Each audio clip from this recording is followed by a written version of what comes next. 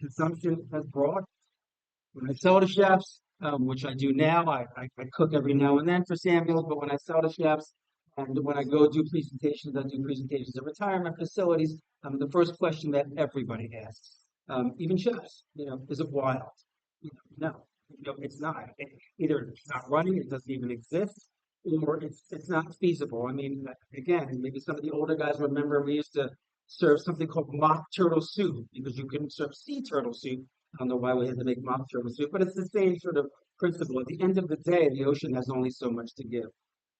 These farming practices have gotten better and better and better and better, right? Everyone's heard that shrimp story where, they're throwing, dead animals in with the shrimp and they're eating themselves. And, with the law Joe sort of related to or alluded to earlier, there's going to be a law where it's completely traceable. And it's not just a matter of the fish is raised better with a little waste, low mortality, sustainable feed, but the people who are also doing that work, right? I mean, like you said, if there's films about men, Chinese men that are chained to calamari boats, that are dying on these calamari boats.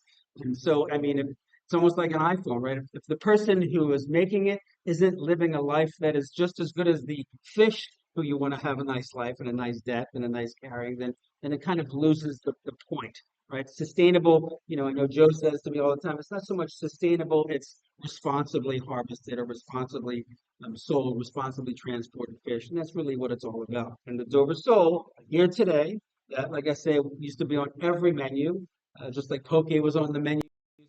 Everything's going to come back. We have it three ways, right? Because also guys don't have butchers anymore. They don't have any clean fish. So you can buy it whole. It's probably one of the easiest fish to clean because it's a flat fish. But the peeling, where I started it here, so can you see? So I already notched it to save time, but this is one of my first jobs. I had to peel Dover soles. So you do that side, you do this side, and you get a towel, two towels. No, that's not a towel, that's skin. And you peel off the skin. Like, this was my job. I had to do dozens of these. And then you can either take a knife or you can take a pair of scissors and just snip off all those whiskery parts around the outside. Some people save the head, some people don't. Again, if you don't want to deal with peeling it because it can go south on you if you get it wrong, then you have pieces left and somebody's in there with a knife, we sell it peeled or we sell it filleted. In my mind, I think that the whole fish sort of is the allure of it, right? I mean, if you just break this down, I sell you this, it's a beautiful piece of fish, but really at the end of the day, it's just a fillet of sole. And so what a lot of places, like I say, are doing now is they are taking the fish and they're cooking it. Actually, I do have to clean this one. They're cooking it, leaving it on the bottom, bringing it out to, where's my knife? They're bringing it out to the table and saying, would you like us to bone this in the kitchen or would you like us to bone it the table side? Or they're just doing it table side. And so I'm going to take these edges off as I did.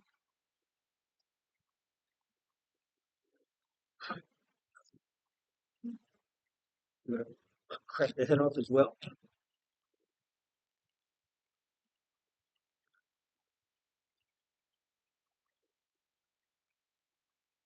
And I'm going to make, so the great thing about flat fish, it really is so easy to clean it, right? Because all you really have to do is take your knife, start in the middle, and run along the bone or come from the top. So if I was going to do a table side, you want these guys to be able to indeed fillet it table side without struggling. So you start it. So I'm going to take my knife, I'm just going to angle it just a little bit, just to get it started. Turn it around, angle it again, just to get it started. Flip it over. It adds, a little glitz, right? It adds a little bit of yesteryear. So I'm going to get this out of the way. I'm actually going to flour it lightly. Something else a lot of people don't do anymore, or you have to get a gluten-free flour. I'll get my pan nice and hot, which is also important. So the flour, just say and then So traditionally in the old days, right, you get a pan hot, you have your butter pot in the back, you get your clarified butter, you drop it in there, away from you, I'm going to turn it way up.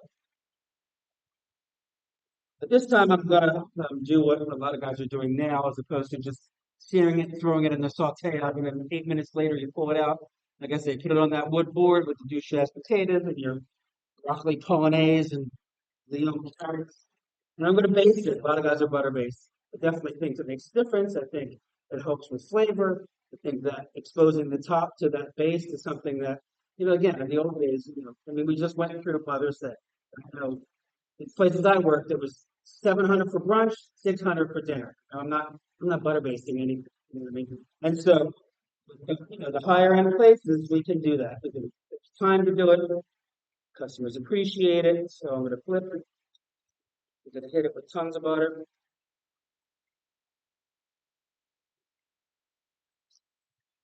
We're going to let that butter brown. And also what that's going to do, of course, if you're paying attention, is that it's going to allow it to make its own sauce in the own pan, again, as opposed to, I'm only telling tales on myself, but having the thing of rabbinic on the side, which you would just sort of throw in there, throw some capers in there. And stuff.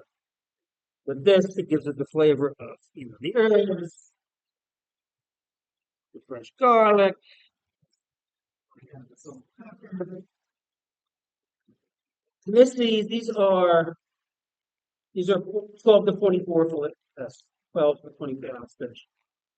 So that's going to give us, as I showed you, that's a pretty nice serving, right? So one of those fish, I mean, that's a perfect fillet for dinner. So one of those fish, you figure the cost is for two. I think we're already 12 to 24. It really does, click over the boxes. Because people want to know, I mean, it even has omega-3s in it. Traditionally, Dover sole is straw pot. With a limited bycatch, straw pot means they just get this big net and drag it across the ocean. And so really, in the scheme of things, the most sustainable way, as Joe said, and again, he said it's the most responsible way, is to, have a controlled environment. It's like GMOs, right? Sure, it would be great if we didn't have to use GMOs, but they're famine resistant, they're drought resistant, same thing. These are economy resistant. I mean, you guys are all chefs. I'm sure you were calling your fish guy. How much is halibut this week? How much is halibut this week? I'm going to put halibut on my menu next week. How much is it going to be like? Probably, $20. I don't know. Whereas with this farm product, because we know where it's coming from, we know, sort of some sort of issue with production, does happen, but at least we're letting you know that it's happening, that it's a consistently available product. Usually my conversation with people are like, well, pretty sure I could do number one tuna for $19.99, and unless there's like a tuna apocalypse, you know what I mean? But other than that, you can predict those prices because you guys have to run menus, right? If you book a wedding a year out and they want halibut or Dover sole on the menu, and you say, well, it's probably going to be this much. They don't want to hear that. Neither do you. And so I think that with that, again, all those different nonstop. It's reasonable. It's always available. It's very quick from water to plate, and in any way, shape, or form. Do you guys have any questions? Anybody? You know what?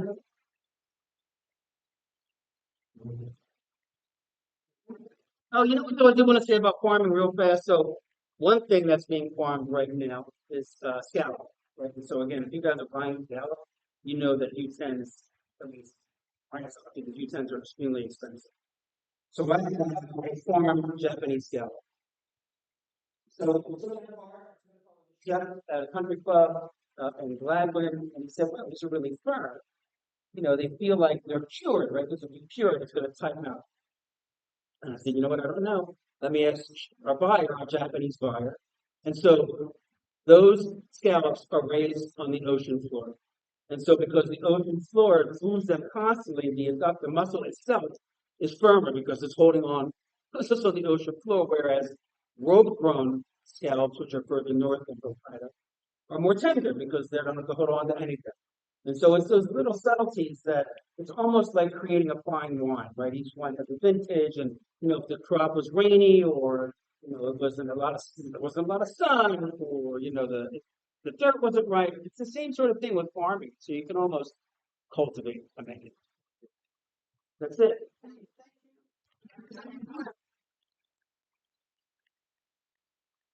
Thank you.